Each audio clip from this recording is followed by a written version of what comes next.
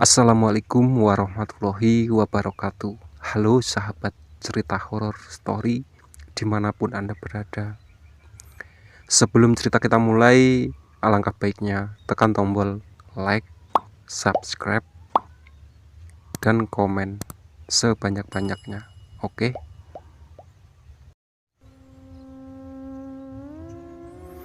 Tiba-tiba terdengar pecahan piring. Aku terjengkat dan melesat ke arah dapur.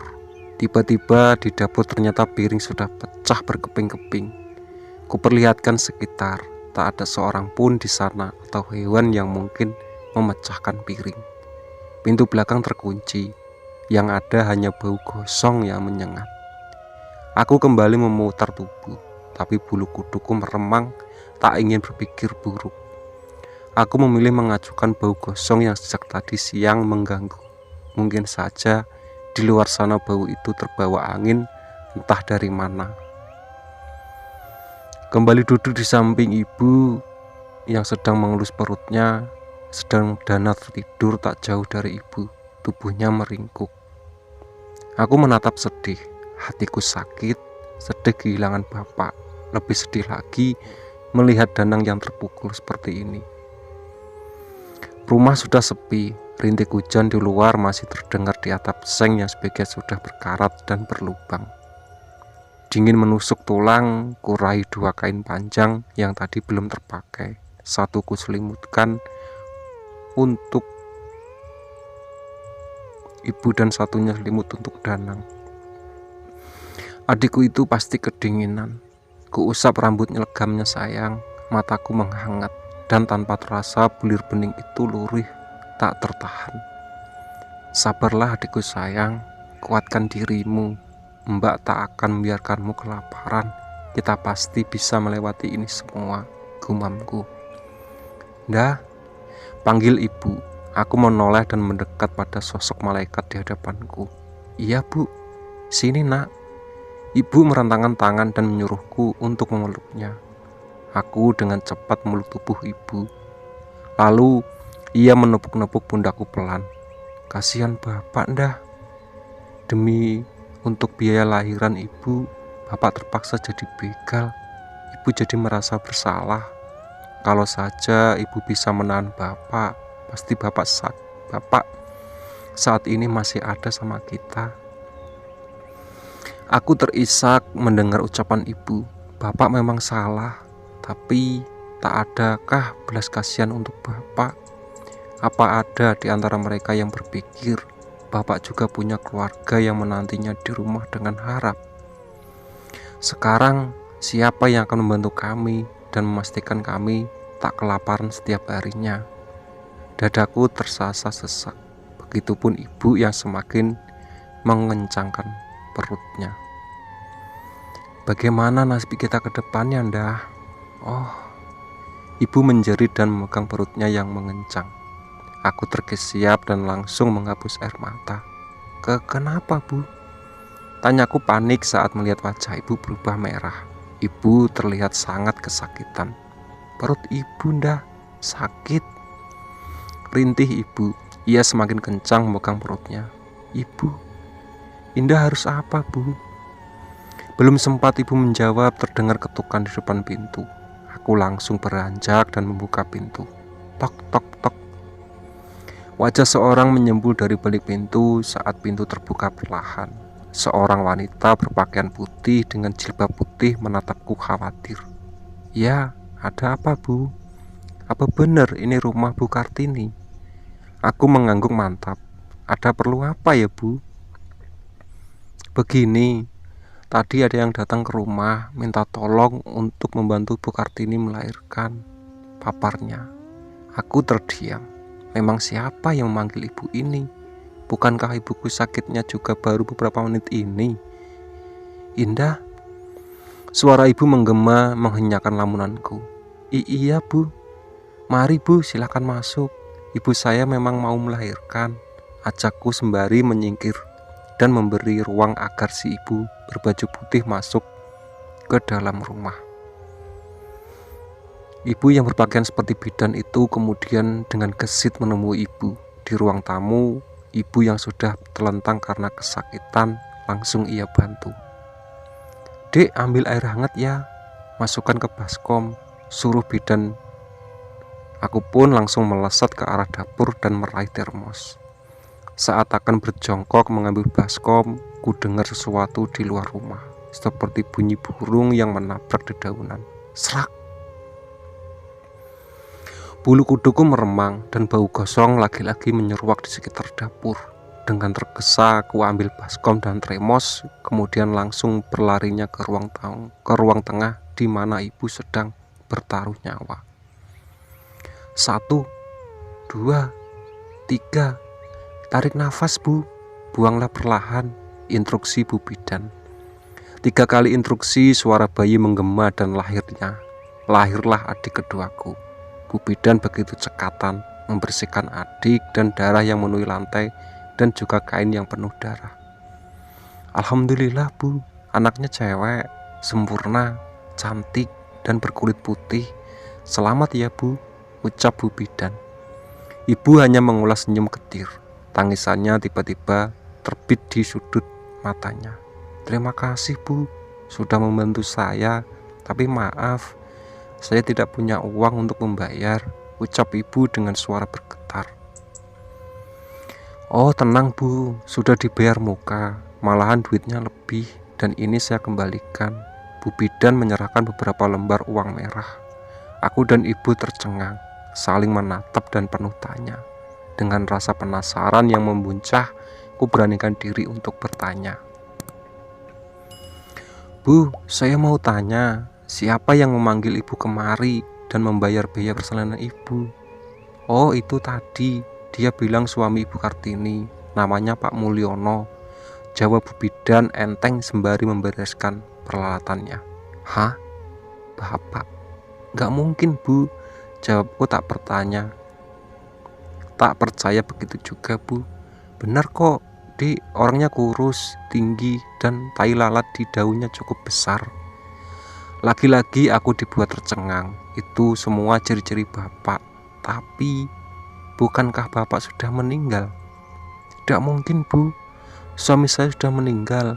Hari ini baru aja dikuburkan," ucap ibu meyakinkan. Wajah Bu Bidan berubah pias, apalagi saat ia melihat foto bapak dan ibu sewaktu menikah. Tiba-tiba, brak, ambruk dan pingsan. 1 jam sebelum Bu Bidan datang, Dewi bidan dari desa sebelah tempat di mana Mulyono menghembuskan nafas terakhirnya. Dewi yang saat itu baru saja membantu melahirkan seorang ibu muda di kliniknya, tiba-tiba dikejutkan dengan kedatangan seorang bapak berwajah datar. Bapak itu setengah memaksa meminta bidan Dewi untuk datang ke rumahnya dan membantu istrinya yang sedang kesakitan. Awalnya Dewi ingin menolak karena tubuhnya sangat lelah, tapi mengingat ada nyawa yang perlu diselamatkan, bidan Dewi memaksa dirinya untuk ikut si bapak.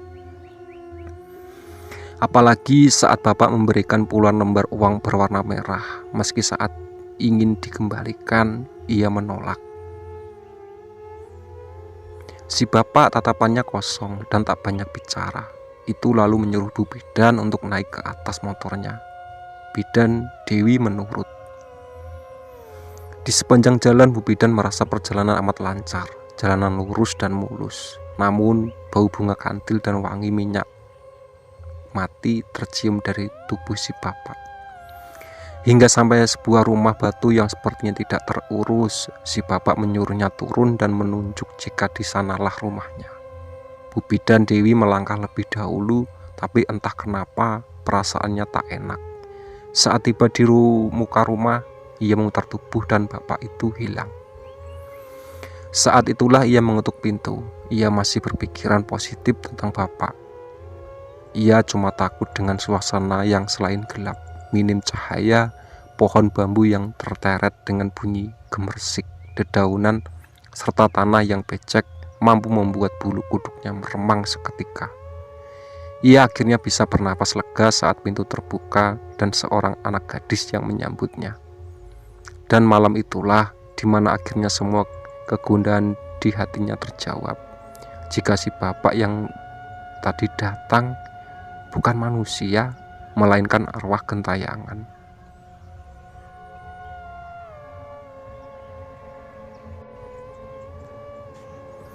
Bunyi kentongan terdengar nyaring bertalu-talu di pagi hari itu. Pak RT Johan sejak tadi sudah menunggu di pos kampling bersama beberapa orang polisi. Warga desa beringin satu persatu muncul dan berkerumun. Mereka bertanya-tanya apa sebab kentongan dibunyikan. Apalagi adanya beberapa polisi dan mobil patroli. Tak ada yang menduga jika maksud dari Pak RT mengumpulkan warga karena ingin mengusut tentang pengeroyokan hingga dan melayang nyawa seseorang. Warga yang sudah berkumpul saling menatap dan bertanya-tanya. Mereka pun berbisik-bisik penasaran. Karena dirasa sudah cukup ramai, Pak RT meraih toa dan mulai berbicara. Selamat pagi bapak-bapak dan ibu-ibu. Sore ini saya akan menyampaikan sesuatu yang penting kepada semua warga di sini. Mohon kooperatif dan jangan ribut selama proses penyelidikan. Penyelidikan? Penyelidikan apa, Pak? Tanya seorang ibu berbaju oranye. Kita akan menyelidiki siapa yang menjadi dalang dari pengeroyokan Bapak Mulyono malam itu hingga dia tewas, jawab Pak RT dengan tegas. Beberapa orang yang berada di sana gemetar. Kejadian malam itu yang kita kira tak akan beruntung panjang karena merasa bekal pantas mendapat pelajaran. Bapak polisi ini akan meminta keterangan tentang kejadian malam itu. Semua orang tanpa terkecuali. Harap bicara jujur dan jangan coba-coba berbohong. Lugas, tangkas, dan tanpa senyum di wajah. Satu persatu warga yang merasa turut andil dalam pengeroyokan melipir, hendak melarikan diri. Jangan coba-coba kabur. Ingat, ancaman akan lebih berat jika berani kabur dan bersaksi bohong. Ancam Pak polisi. Warga yang berniat kabur tak berani kembali melangkah menjauh. Mereka terpaksa diam di tempat. Mereka kemudian dibawa ke balai desa secara bersamaan. Pak RT dan beberapa perangkat desa kembali menyisir ke rumah-rumah untuk mencari warga yang tidak ikut kumpul di balai desa. Semua warga harus memberi kesaksian, terlepas mereka benar atau salah, ikut atau tidak dalam pengeroyokan yang menyebabkan hilangnya nyawa seseorang. Bu bidan. Tubuh wanita yang sedikit berisi itu menggeliat. Matanya mengerjap, berulang kali ia mengucek matanya dan menyisir sekitar. Di mana saya? Ia menatap heran ibu yang memangku bayi dan seorang gadis yang kini duduk di sampingnya. Ibu, saya Endah, dan ibu itu saya yang melahirkan tadi malam. Jelas si gadis dengan lugas. Gadis berpakaian lusuh itu menatap dengan khawatir. Bu bidan, Dewi terdiam. Ia berusaha mengingat kejadian tadi malam hingga bisa berada di rumah sederhana ini. Seketika tubuhnya bergidik saat ia ingat semua alami. Silat wajah bapak yang datang dan memboncengnya itu berkelebatan di pikirannya. Bapak itu, apa benar Bu? Bapak saya yang jemput ibu tadi malam. Kok rasanya nggak percaya ya Bu? Gadis yang tak lain adalah Indah itu bertopang dagu. Sesekali ia menoleh ke arah ibunya yang sedang menyusui. Sedang Danang masih tertidur di dekat ibunya. Sejak semalam bocah itu hanya tiduran dan tak mau jauh dari ibunya. Iya, tentu saja saya bicara jujur. Bapak itu sama seperti bapak yang saya temui tadi malam. Ia menunjuk foto keluarga berukuran kecil di ruangan itu. Indah dan Ibu Kartini serentak menatap arah telunjuk Bu bidan. Jantung Endah berdetak kencang. Begitupun Kartini. Ia bingung dengan kejadian yang baru saja mereka alami.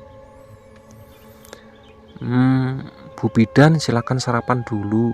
Ini ada ubi rebus. Dan maaf, kami tak punya apa-apa selain ini.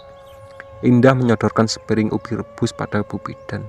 Bu bidan Dewi yang awalnya takut berubah kasihan saat gadis muda itu menatapnya sendu.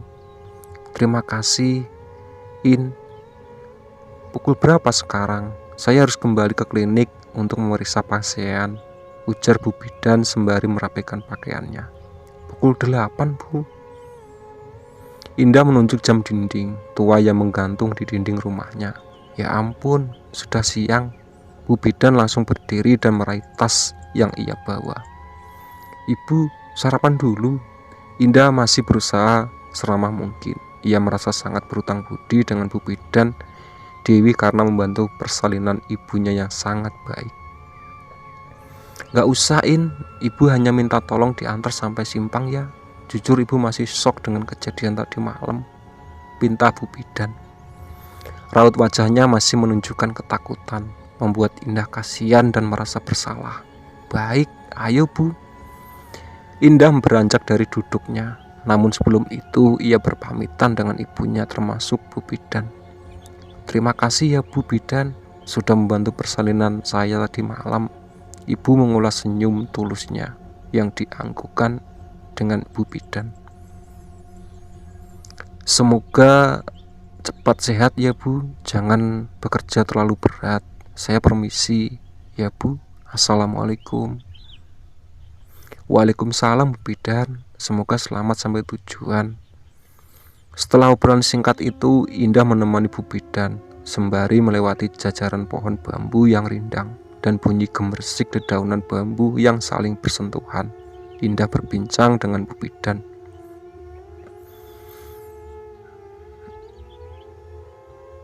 Kalau boleh Ibu tahu, apa penyebab Bapak meninggal, In? Dengan hati-hati Bu Bidan bertanya. Indah mengulas senyum getir. Bapak dikeroyok warga ketahuan merampok motor di kampung sebelah. Suara Indah terdengar gemetar. Ia sedih setiap mengingat bapaknya. Hatinya selalu sakit, bak ujam seribu belati.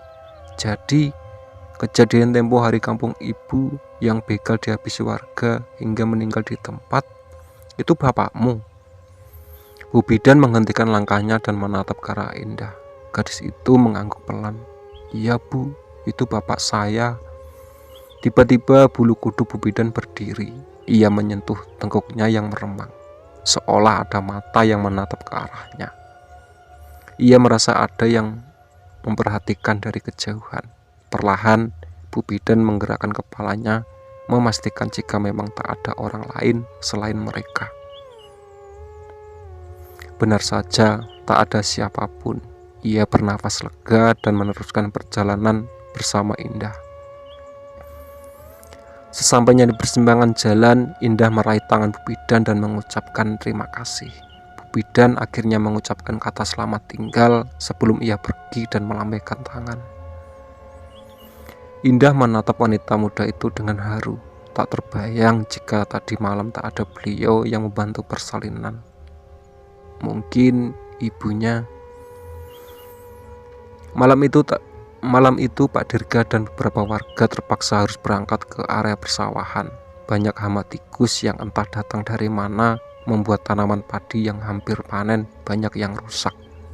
Tikus memakan batang dan biji-biji pada dalam jumlah yang lumayan banyak, sehingga mengancam produksi padi yang mereka akan jual. Pak Dirga dan teman-teman petani berniat mencari tempat persembunyian tikus dan menutupnya. Itu adalah salah satu cara untuk menghentikan hama tikus yang semakin merajalela. Awalnya mereka enggan mengingat ada kejadian mengenaskan beberapa hari yang lalu, tapi karena terpaksa mereka akhirnya tetap berangkat bersama. Don, kamu cium bau gosong gak? Tanya Pak Dirga pada temannya yang berada di tempat di belakang saat meniti pematang sawah. Drap, drap, drap. Bang, aku juga nyium, entah yang lain. Dan saat bersamaan, Dono mendengar derap langkah kaki menjauh. Ini penasaran dan memutar tubuhnya.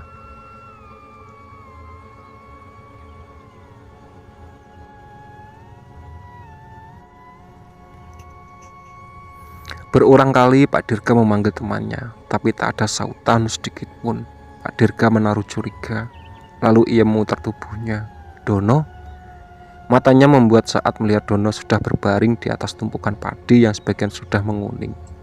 sedang teman-teman yang lain sudah tak ada di tempat. Cepat ia berlari ke arah Dono dan berusaha membangunkan temannya itu. Dono, Dono, bangun, bangun Don. Ia menepuk cukup keras wajah Dono hingga lelaki itu menggeliat dan matanya mulai mengerjap. Baru saja Pak Dirga membantunya duduk. Ia melihat mata Dono seketika melotot dan mulutnya menganga, seolah ada sesuatu yang dilihatnya di balik tubuh Pak Dirga. Apa Don? Kamu kenapa?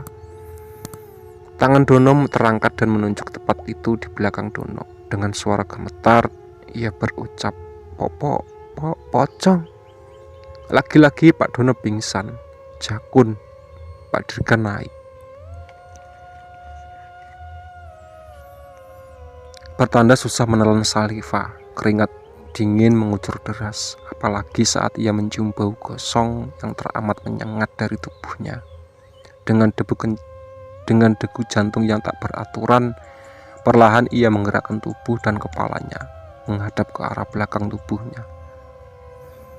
Tubuh Pak Dirga langsung lemas kala melihat dari jarak hanya sekitar 2 meter, makhluk memakai kain kafan yang sudah kotor dengan ikatan di kepalanya itu menyeringai padanya. Wajahnya sebagian gosong dengan mata bolong, belatung dan cacing keluar merayap bersamaan ke labang. Sebesar jari orang dewasa berjatuhan dari bolongan matanya yang penuh darah. Bukan cuma bau gosong, bau anyir juga menyeruak di sekitar tempat Pak Dirga. Mulut makhluk berwujud pocong itu menganga dan mengeluarkan darah segar berserta binatang hitam, licin khas makhluk sawah yang tak lain adalah lintah. Makhluk itu menyerayap mendekati Pak Dirga yang mematung karena takut, pikirannya kosong. Aku akan menuntut balas pada kalian yang sudah tega menghabisi nyawaku tanpa ampun. Pak Dirga ambruk. Itulah kata terakhir yang ia dengar sebelum pandangannya gelap dan tak ingat apa-apa. Lari, ada pocong. Salah satu dari 5 orang yang berada di belakang Pak Dono berteriak misterius saat matanya menangkap sosok melayang mendekati mereka dari arah pohon beringin tak jauh dari jalan menuju pematang sawah. Pohon besar yang tak berani ditebang warga karena konon menyimpan misteri dan tempat bersemayamnya demit. Sosok putih yang kepalanya diikat itu nampak jelas melayang dengan kilat mata merah seperti menyimpan amarah. 5 orang yang tertinggal di belakang serta-merta berbalik dan berlarian tunggang langlang.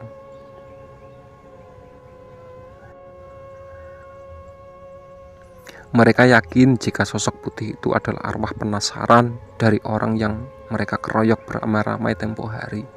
Lari Tejo, lari, seru Pak Hamdan saat ia melihat kawannya itu mulai mengurangi kecepatan larinya. Bagaimana dengan Pak Dono dan Pak Dirga? Tanyanya terengah-engah. Gak usah mikirin mereka, pikirkan nasib sendiri. Itu sudah pasti arwah begal yang dikeroyok tempo hari, ketus Hamdan. Ia semakin meningkatkan tempo larinya hingga tempo tertinggal di belakang. Saat mencapai jalan lebar, kelima orang itu mempercepat lari mereka. Hingga tiba-tiba Tejo yang tertinggal paling belakang dikejutkan dengan kedatangan pocong yang tiba-tiba menghadangnya. Lelaki itu menghentikan langkahnya dengan nafas tersengal, merasa terpojok melihat wajah menyeramkan dengan kain kotor yang tak menyentuh tanah. Ia memutar tubuh dan berlari ke sembarang arah hingga brak. Sebuah truk kosong yang datang dari arah berlawanan menghantam tubuh Tejo dan melindasnya. Separuh tubuhnya hancur dan kepalanya remuk. Otak bercampur darah segar menggenangi jalan. Pak sopir yang merasa jika mobilnya baru saja melindas sesuatu langsung menghentikan mobil dan turun untuk melihat. Betapa terkejutnya ia saat melihat seorang dengan kondisi mengenaskan di tengah jalan sudah penuh darah. Dengan tubuh gemetar, Pak sopir lantas kembali dalam mobil dan melajukan mobilnya yang dengan cepat. Ia tak ingin menjadi tersangka dan memilih pergi begitu saja.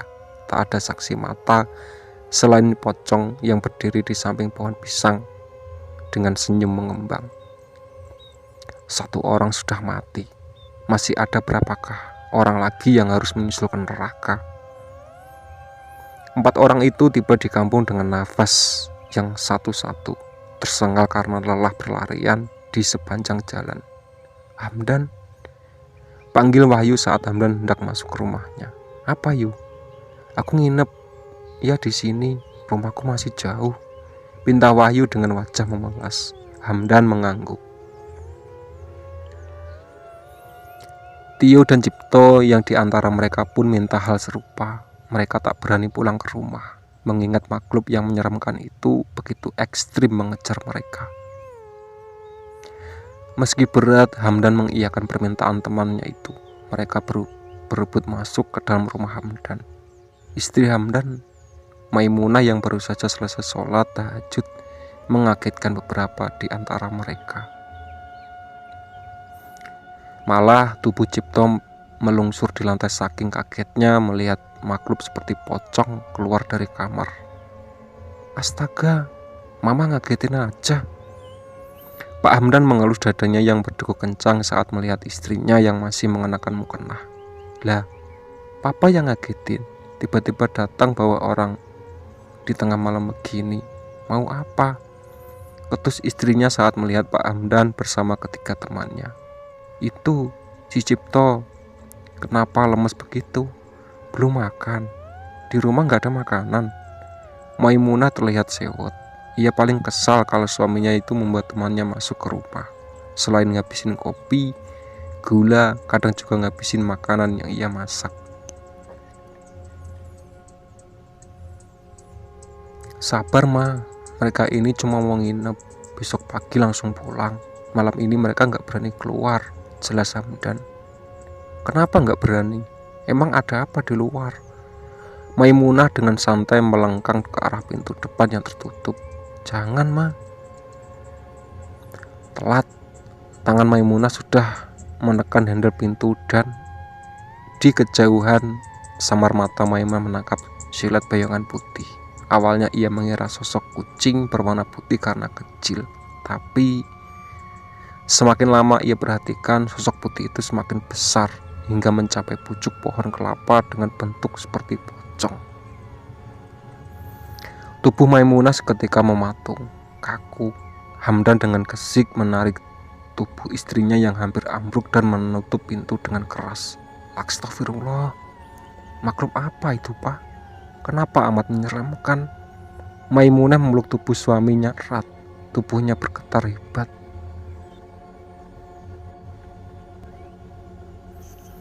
Itu sepertinya arwah gentayangan dari orang yang dikeroyok tempo hari, Ma, jawab Hamdan.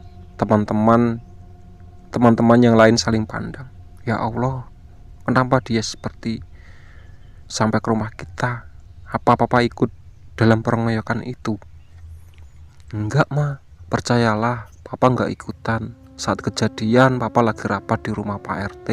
Kami sempat datang, dia pasti mencari kita. Siapa di antara kalian yang ikut dalam pengeroyokan itu? Bola mata Hamdan bergerak meminta tatapan bergantian kepada 3 temannya. Tiba-tiba ia teringat sesuatu. Di mana Tejo?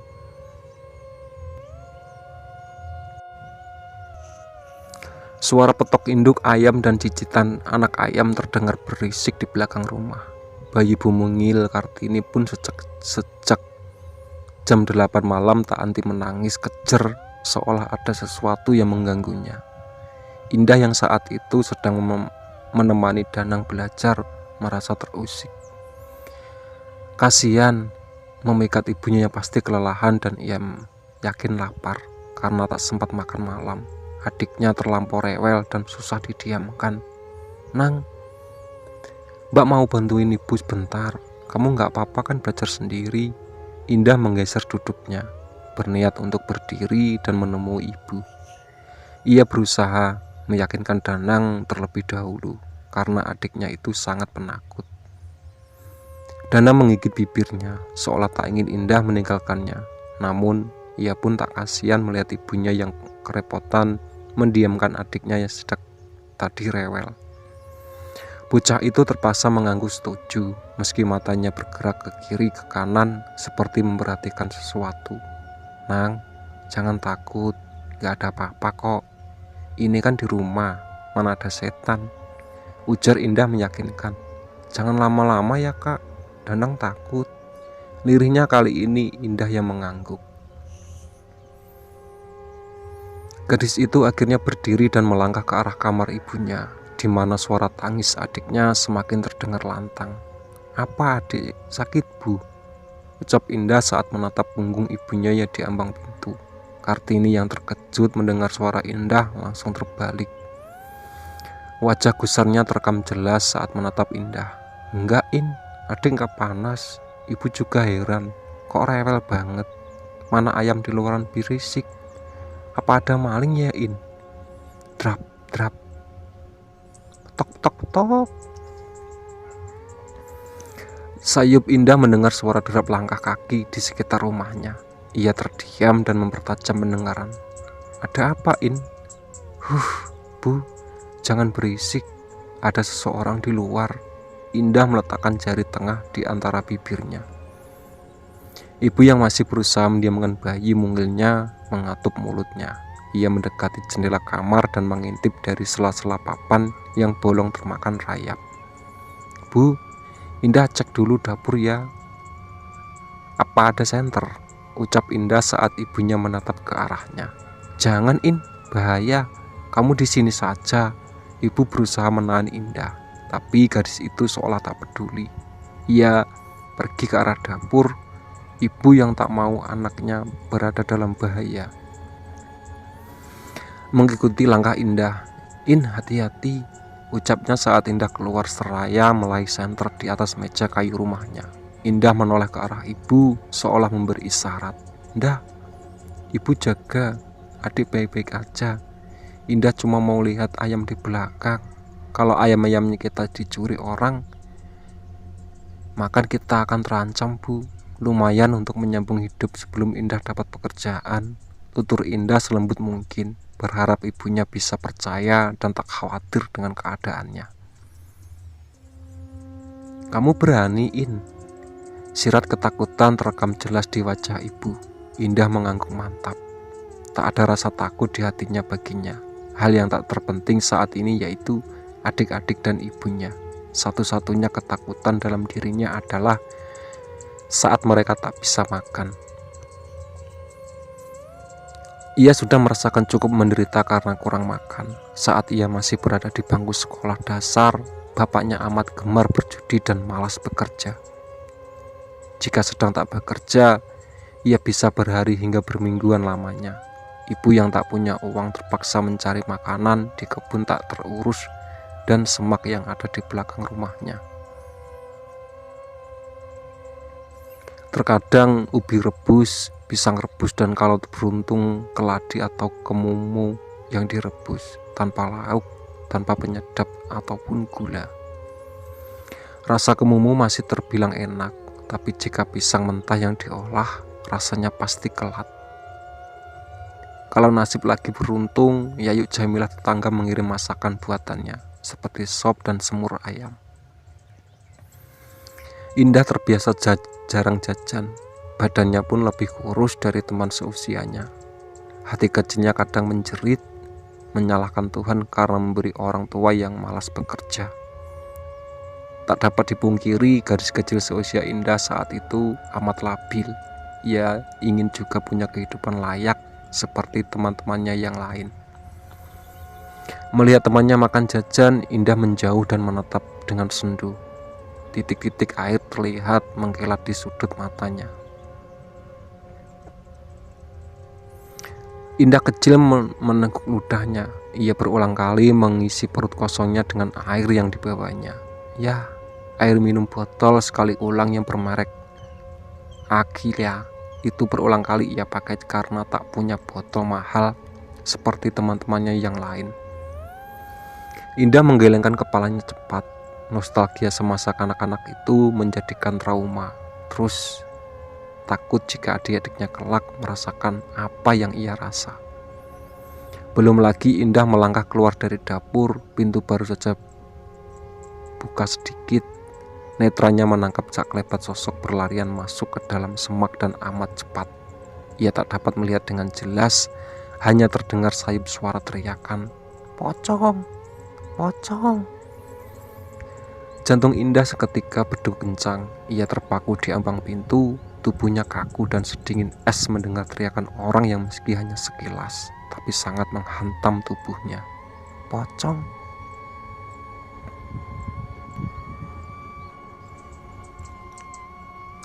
Rasa penasaran yang teramat sangat mengalahkan rasa takutnya.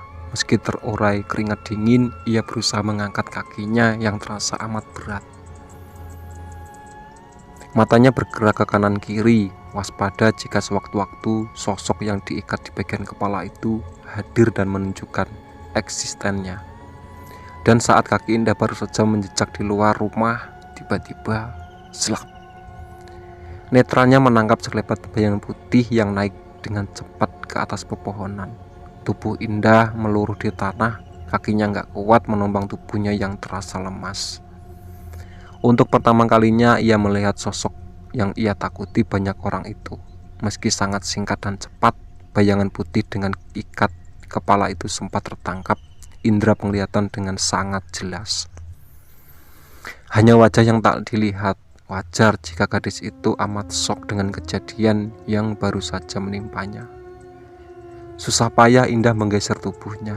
Sembari menyeret tubuhnya, Indah mendekati pintu dan bertepatan dengan masuknya ke dalam rumah, suara tangis bayi pun reda. Batin Indah bergejolak. Apa ini ada kaitan dengan sosok pocong yang barusan ia lihat? Indah, kamu kenapa, nak? Ibu yang saat itu sedang menggendong bayi yang sudah tertidur itu segera berusaha menolong Indah dengan salah satu tangannya. Udah, Bu, Indah bisa sendiri. Indah hanya shock, barusan lihat penampakan. Indah menjawab dengan suara bergetar. Hah? Penampakan? Belum lagi Indah berdiri, terdengar ketukan di pintu depan rumahnya. Ketukan yang terdengar lirih itu membuat Danang yang masih berada di kamar ketakutan. Berulang kali ia memanggil ibunya. Bu, ibu. Bayi yang berada di gendongan kembali melihat.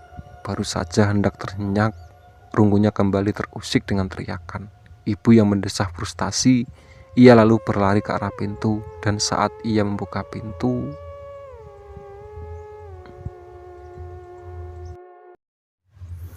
oke ya, itu tadi cerita dari pocong itu bapakku ya. Ditunggu part selanjutnya. Sebelum cerita aku tutup, alangkah baiknya tekan tombol like, subscribe, dan komen sebanyak-banyaknya. Oke?